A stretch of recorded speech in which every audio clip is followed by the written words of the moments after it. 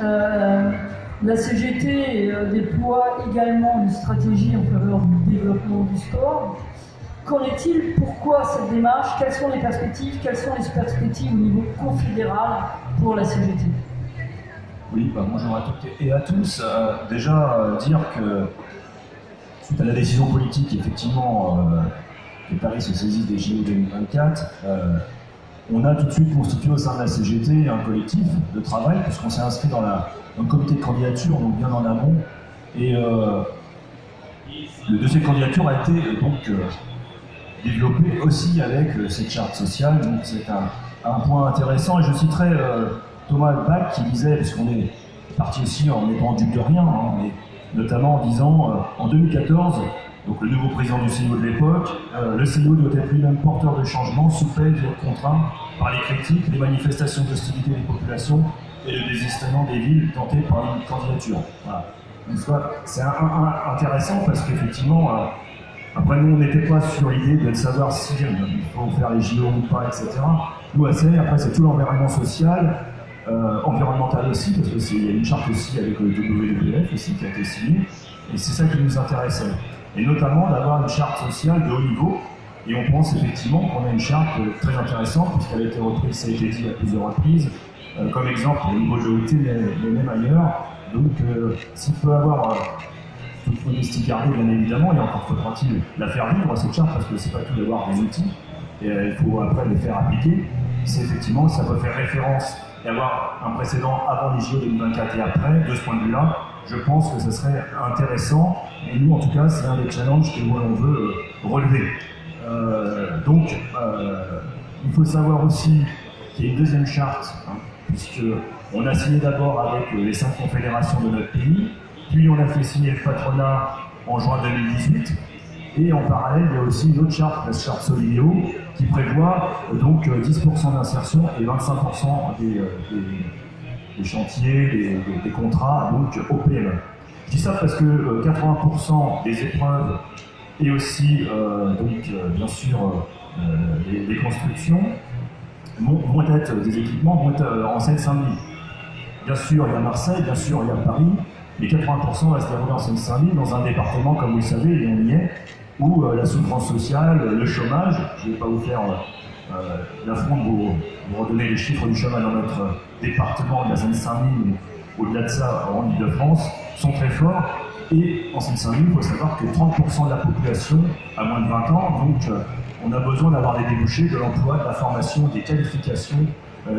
Et si les JO peuvent être un levier pour cela, évidemment, la CGT doit y être. Et c'est pour ça qu'elle a œuvré très fortement pour avoir cette charte sociale qui, encore une fois, doit à la fois vivre. Mais aussi l'inclure, notamment, puisque c'était en mars dernier, avril dernier, dans les contrats d'objectifs, puisque va postuler évidemment des grandes majeures avec une cascade, c'est un camarade de la construction, nous en parlons, de sous-traitance. On connaît tous tout ce que ça peut entraîner derrière.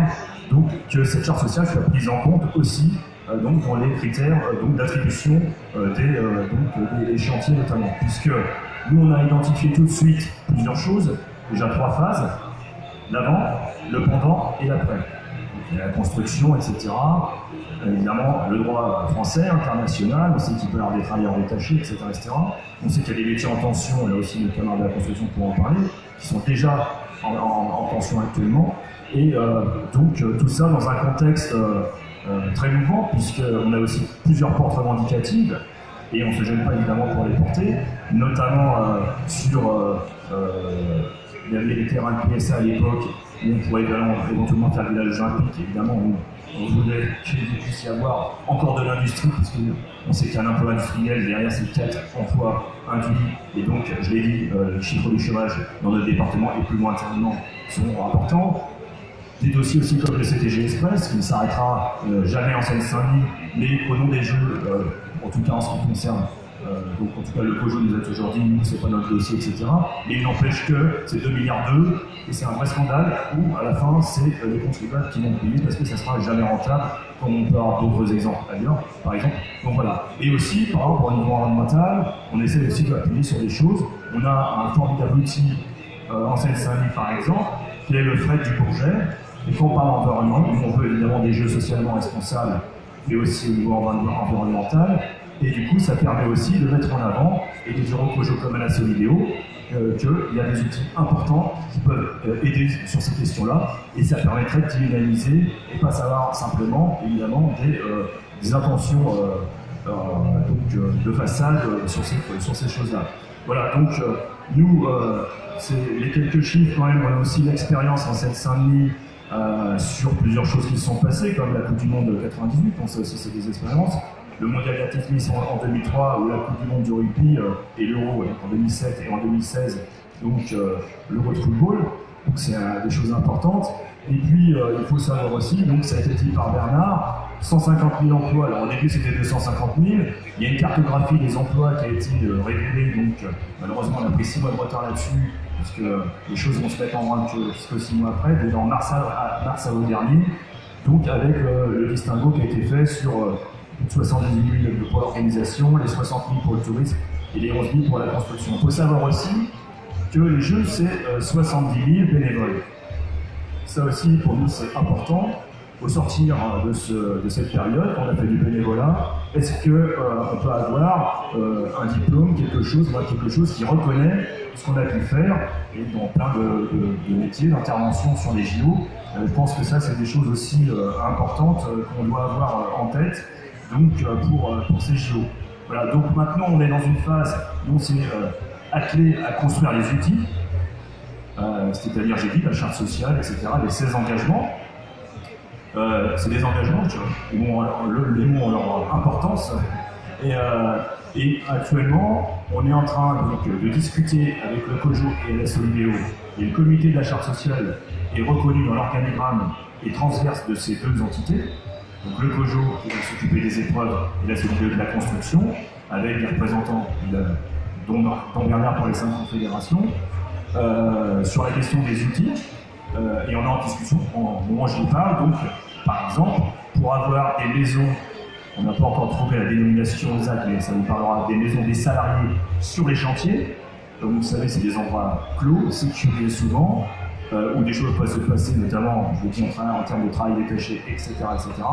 Comment il peut y avoir une présence syndicale et est acquis au moment où je vous parle, qu'on puisse avoir, notamment sur les 3 gros chantiers, parce qu'il y a 3 gros chantiers identifiables tout de suite, c'est le village olympique qui sera à cheval sur Saint-Denis, Saint-Ouen et Saint-Denis, le village média sur le Bourget et le centre aquatique qui est aussi sur Saint-Denis. Donc avoir une présence sur et puis il y aura aussi des comités de sites. Il y a 5 grands sites qui ont été identifiés aussi par la Solidéo et COJO. Donc on aura aussi nous des représentants, des délégués de sites. Donc on est en train de travailler ça aussi. Donc voilà. Comment, dès novembre prochain, puisque la dépollution des sites va commencer en novembre prochain et la construction derrière, on sera prêt pour pouvoir accompagner les salariés, c'est notre vocation, et c'est ça qui a motivé évidemment notre engagement dans cette aventure qui est les Jeux, la construction de Jeux Olympiques, et je souhaite évidemment, vous l'avez compris, socialement responsable, que ça soit pas juste un slogan, et environnementalement aussi. Merci. Merci infiniment, Bertrand. Et on comprend bien que derrière cet engagement pour les droits sociaux, environnementaux, il y a effectivement un engagement de terrain qui doit l'accompagner et qui est au moins aussi important. Alors, il nous reste peu de temps. Bon, en même temps, c'est assez normal, vous étiez nombreux. Je vous propose de prendre quelques questions, remarques ou interventions, et puis on redonnera la parole à nos invités. Alors 3 ou 4, pas plus, il y en a 1, 2, 3, 4 et 5, et 6. Ce que je vous propose, il nous reste théoriquement un peu moins de 20 minutes, c'est d'essayer pour chacun et chacune d'entre vous d'être aussi court que possible. Je ne sais pas qui a le micro. Je suis là. Voilà. Je me présente, je suis ouvrier de construction chez Groupe Vinci, et justement déjà sur la ligne 14 qu'on a intervenu, c'est la métro jusqu'à Orly. 3 points que je vais souligner. Conditions de travail, organisation de travail, et les questions de formation des salariés. Conditions de travail, 6-4, on a refusé, les salariés des Sogea, chantier modèle, etc., ils ont refusé de garder sur la ligne 14. parce qu'on va refuser la 6-4. 6-4, ça veut dire que 7 sur 10 salariés travaillent samedi, dimanche, nuit, etc. Et c'est la CGT qui a justement la moteur de refuser de ça. La deuxième chose, organisation de travail et sous-traitance, et la question de l'ordre des services devient ingérence par d'entreprises qui n'ont aucune juridique et que donnent de l'ordre à d'autres entreprises. Nous avons contesté cette note des services, que c'est une ingérence qui n'est pas acceptable. Ça a été refusé à grâce de CGT aussi.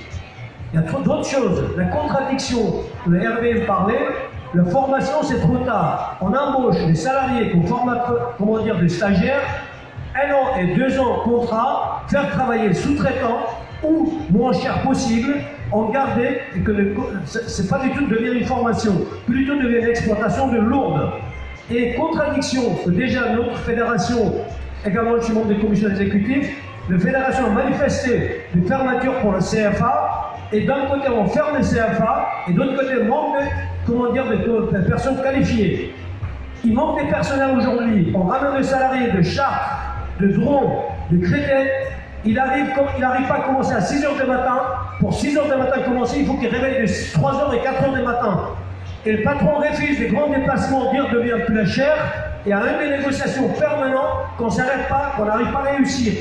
Et c'est une question fondamentale de demander de cet engagement, et notamment je demande, M. Bernardet, excuse-moi, M. Thibault, des camarades qu'on se connaît déjà longtemps, et c'est de demander de cette question, c'est important, de mettre les questions des trajets et des conditions de travail, elle est hyper importante, et de appliquer. Et il y a justement aussi des morts parce que des gens, ils manquent de confiance, ils manquent de compétences, ils manquent de communication, c'est énorme. Et je suis sur un grand chantier, ligne 14, ligne 15, ligne 12, j'ai des coordinations concrètement parce qu'on a 67 chantiers chez Vinci qu'on occupe, y compris à Lyon. Merci. Merci. Alors il y a 1, 2, 3, allez-y, monsieur. Bonjour. Moi, j'aurais voulu savoir simplement comment ne pas. Vas-y, c'est quoi qui est la marche? Comment ne pas avoir la nausée devant une Coupe du Monde pleine de faveurs. Et donc la refuser au départ. Encore maintenant. Parce que je viens d'apprendre, moi je ne lis pas les gens tout le temps, je fais du sport en amateur, je prends des points. J'ai beaucoup apprécié l'intervention de monsieur, je suis absolument ébloui, et toi aussi, c'est bien, j'aime bien. Tout le monde était bien, mais moi je viens d'apprendre ça part de deuil monumental. Et je le vois comme. Il y avait des dessins pendant la Coupe du Monde d'Argentine. On voyait des gens shooter dans une tête de mort à la place du ballon. Je pense qu'on c'est encore pire là. Alors, bien sûr, il y a eu des décisions faites, mais je ne comprends pas comment on peut construire mentalement une participation olympique, enfin de foot, d'humanisme là-dedans. C'est pas possible. C'est la nausée. C'est vraiment la nausée. La coupe est pleine. C'est bon? Allez-y. Alors, je prends la parole et il faudra la donner à mes camarades derrière parce qu'il y a un peu trop d'hommes à la tribune et là, depuis le début, il n'y a que des garçons qui ont pris la parole. Donc, on va essayer de... Alors, je m'appelle Vanessa, donc je voulais apporter mon témoignage. Je suis de Saint-Étienne. Je suis entraîneur d'athlétisme bénévole.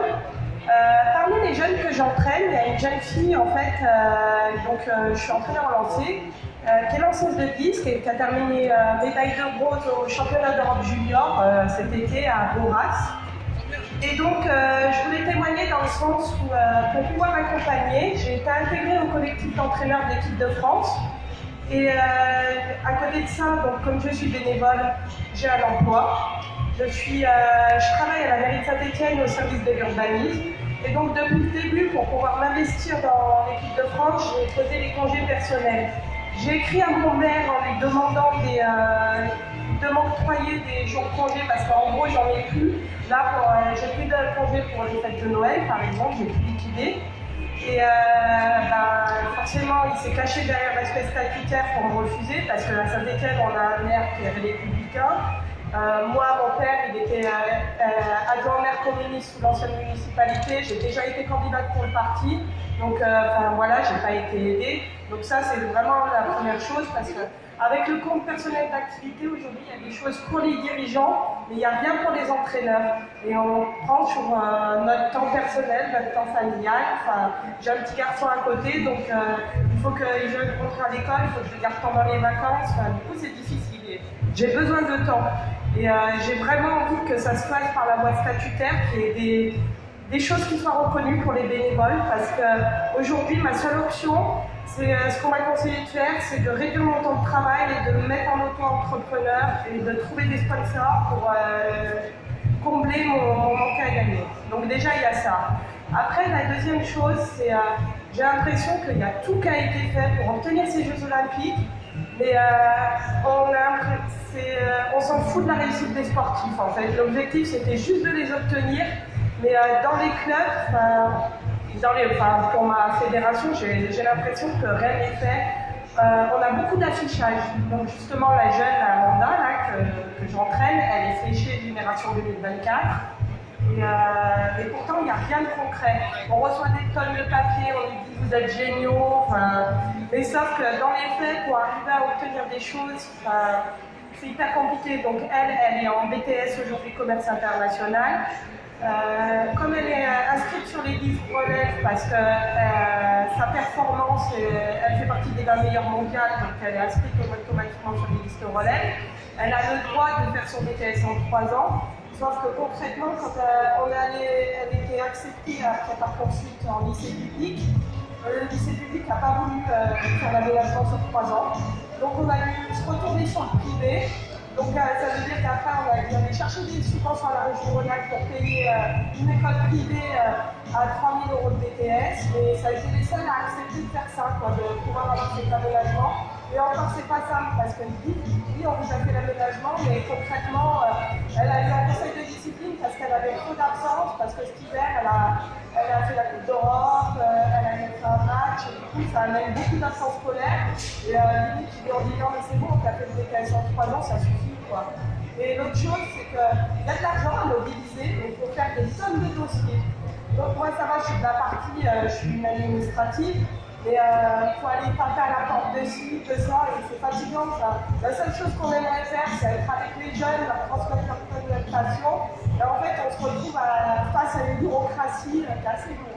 Je vais vous demander de réduire un petit peu. Merci. Merci à vous. Vous comprend effectivement, mais ça a été dit tout à l'heure, l'importance de la précarité qui frappe les sportifs, et notamment les sportifs bénévoles, obligés de travailler par ailleurs. Derrière, il y a quelqu'un d'autre derrière là-bas, oui. Oui, bonjour, on fait partie d'un collectif d'habitants, tout simplement d'usagers du parc de la Tourneuve, tout simplement. Hein. Alors donc, nous, pour le projet des Jeux Olympiques, ce qu'on critique, c'est la construction sur l'aire des Vents où nous sommes actuellement ici. L'aire des Vents appartient au parc de la Tourneuve, qui est un parc public départemental. Et ce qu'on critique dans le projet, c'est qu'au début, pour recevoir les journalistes, 22 000 qui viennent pour les JO, la plupart résideront sur la région parisienne et Paris. Et donc, ils vont accueillir ici 2 000 journalistes sur le site ici pour couvrir les JO par rapport aux activités olympiques qui aura lieu pas loin d'ici. Et ce qu'on critique pour accueillir ces journalistes, au début, il était question de faire des structures démontables pour les accueillir. Comme pour la COP21 qui a reçu 200 pays en 2015, avec presque 200 chefs d'État, il y a eu des magnifiques structures démontables qui ont été défaites sur l'aire des Vents ici. Et là maintenant, avec les décideurs du coin, etc., il était question de plus faire des structures démontables pour accueillir ces 2 journalistes, mais de faire des logements. Et puis après, c'est devenu des résidences de haut standing par des promoteurs privés. Donc ils vont construire ici sur leur dévent 1300 logements, dont 20% en HLM de standing, haut de gamme, et 80% de résidences privées par des promoteurs privés sur un parc public départemental. Il n'y a pas que ça, c'est qu'ils vont détruire le long de la départementale que vous voyez ici. Des deux côtés, ils vont raser toutes les collines, ils vont détruire tous les arbres. Et nous, le parc de la Tourneuve, c'est une zone Natura 2000. Ça fait qu'il y aura une nouvelle ville qui va se créer sur le trottoir d'en face de la zone Natura 2000. Les espèces rares vont disparaître. Les promoteurs vont rebâtir à nouveau dans le parc. Parce qu'on signale à la population que grâce à la mobilisation citoyenne des habitants, on a fait arrêter en 2015 le projet Castro qui voulait construire 24 000 logements dans des grands tours de luxe au sein même du parc de la Tourneuve à Cadéronac. Alors là, nous ne sommes pas d'accord du tout. Nous refusons que dans un parc public, des promoteurs privés construisent sur un parc public pour des promoteurs privés. C'est un scandale. Et on demande, nous faisons une pétition, nous faisons nous les habitants, parce que nous avons, c'est grâce à la population que le projet Castro a été arrêté en 2015. On est presque 20 000 signatures en pétition en ligne et autres, en pétition écrite. Et là, nous refaisons une pétition en ligne écrite sur nos pages Facebook. Notre parc n'est pas à vendre, mais on demande aux gens de la consulter parce qu'on ne peut pas accepter cela. C'est sous le prétexte des Jeux Olympiques, alors que le CIO n'a pas demandé ça. Ce n'est pas le CIO qui a demandé la construction de logements privés sur le parc de la Courneuve. Le CIO a demandé à ce qu'on accueille les journalistes. Voilà, merci. Merci, toi. Voilà, allez-y. Oui, pour poursuivre ce que dit les hommes, c'est un membre du comité de vigilance JO Paris 2024 à Saint-Denis. Donc effectivement, on parle d'exigence environnementale, d'exigence sociale. Je rajoute une petite couche, c'est-à-dire que l'exigence environnementale, je pense qu'elle se questionne beaucoup. Alors effectivement, c'est par rapport au projet d'aménagement que nous sommes mobilisés, mais pas que. Et pour compléter effectivement les projets d'aménagement que Louisa a cités sur le parc Georges Valbon, il y a d'autres constructions, vous en parlez, d'autres chantiers. Le village olympique qui va se faire donc, sur l'île Saint-Denis et Saint-Ouen pose un certain nombre de questions concernant la programmation.